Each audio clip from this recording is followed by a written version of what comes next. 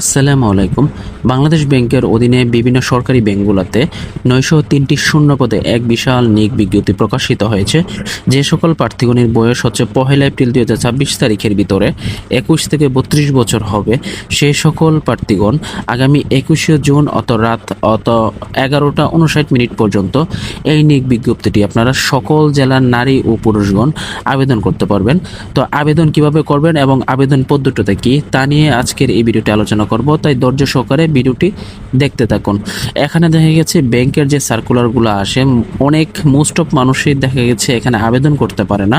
তাই আমি বলবো আমার এই ভিডিওতে ধৈর্য সহকারে দেখুন, তাহলে খুব সহজেই আবেদন করতে পারবেন। তার জন্য দোকানে গিয়ে আপনাদের 200 টাকা বা 150 টাকা আপনাদের অতিরিক্ত অনলাইন ফি দিতে হবে না। তাই ধৈর্য সহকারে ভিডিওটি দেখতে থাকুন।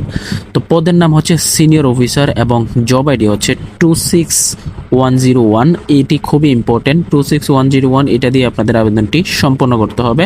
বেতন স্কেলের কথা যদি বলি, 2015 সালে একটি নবম গ্রেডের একটি চাকরি, যেখানে বেসিক 22,000 থেকে শুরু হবে এবং 53,060 টাকা পর্যন্ত যাবে।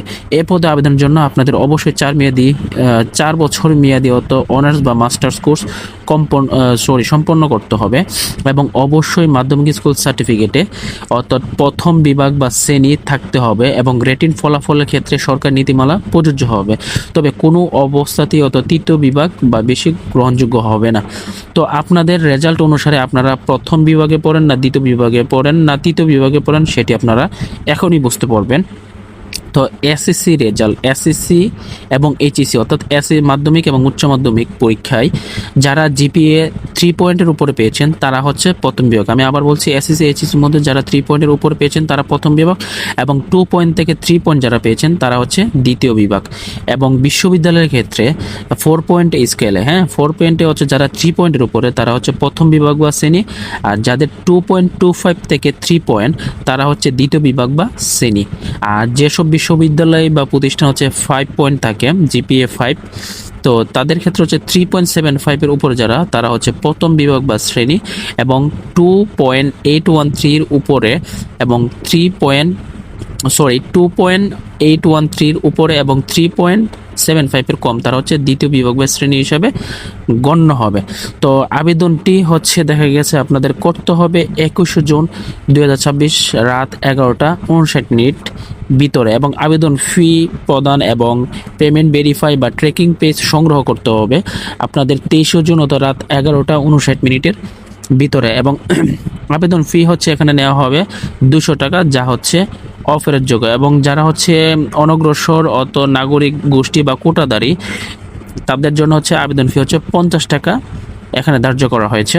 তো যে ওয়েবসাইটে আপনারা আবেদনটি সম্পূর্ণ করবেন সেটি হচ্ছে .bb.org.bd, অর্থাৎ এই ওয়েবসাইটে গিয়ে আপনারা হচ্ছে আবেদনটি সম্পন্ন করবেন। এখন আমি আপনাদেরকে দেখাবো কিভাবে আপনারা খুব সহজে আবেদনটি আপনারা সম্পন্ন করতে পারবেন, তাই অবশ্যই মনোযোগ দিয়ে ভিডিওটি দেখতে থাকুন।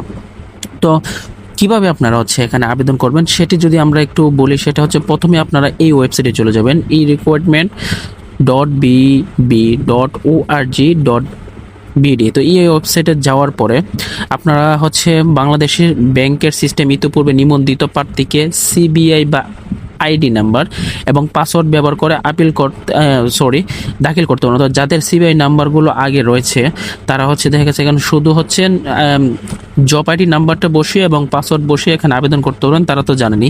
আর যারা নতুন তারা কীভাবে সিবিআই নাম্বারটা পাবেন সেটা যদি আপনারা বলি, এই ওয়েবসাইটে আপনারা যাবেন, গিয়ে হচ্ছে আপনারা হচ্ছে এখানে যে আপনাদের সার্কুলারটি পাবেন এবং সার্কুলারটি আপনারা কোডটি মিলিয়ে যাবেন 26101 এই সার্কুলারে আপনারা গিয়ে তার বরাবর গিয়ে অ্যাপ্লাই অনলাইন পাবেন। অ্যাপ্লাই অনলাইনে গিয়ে আপনাদের কিছু ডিটেলস দেওয়া থাকবে, সেগুলো প্রার্থীর নাম, পিতার নাম, মাতার নাম, জন্ম তারিখ ইত্যাদি অবশ্যই এসএসসি সনদ অনুসারে আপনারা অনলাইনে আবেদনটি মধ্যে বসাবেন। তো এইগুলো সম্পন্ন করার পরে আপনারা হচ্ছে যখন সাবমিট করবেন তখনই আপনারা হচ্ছে সিবিআই একটি আইডি নাম্বার পেয়ে যাবেন এবং হচ্ছে একটা পাসওয়ার্ড পাবেন। পাসওয়ার্ডটা বলতে গেলে আপনারা যখন আবেদন করবেন তখনই হচ্ছে সিবিআই নাম্বারের সাথে পাসওয়ার্ডটি আপনাদের দিতে হবে। যখন আপনারা সাবমিট করবেন তখনই আপনাদের সিবিআই নাম্বার এবং পাসওয়ার্ডটি চলে আসবে। পরবর্তীতে এই সিবিআই এবং পাসওয়ার্ড দিয়ে আপনারা বাকি আবেদনটি সম্পন্ন করবেন।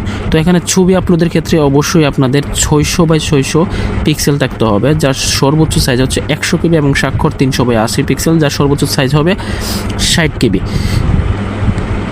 এবং অর্জিত ফলাফলের এখানে আরেকটি সবচেয়ে বেশি ইম্পর্টেন্ট বিষয় হচ্ছে, আপনারা প্রত্যেক পরীক্ষার মধ্যে দেখা গেছে শুধু ফলাফলটা বসান, কিন্তু এখানে হচ্ছে পরীক্ষা নিয়ন্ত্রক কর্তৃক প্রকাশিত ডিগ্রির ফলাফল, মানে আপনারা যে অনার্স পাসটা করেছেন এবং সেই ফলাফলটা কখন দিয়েছে সেটা অবশ্যই আপনাদের সার্টিফিকেটের নিচে দেখবেন লেখা থাকে, এবং সেই ফলাফল তারিখটা হচ্ছে এখানে উল্লেখ করতে হবে, মানে বসাতে হবে আবেদন ফর্মটাতে, ঠিক আছে।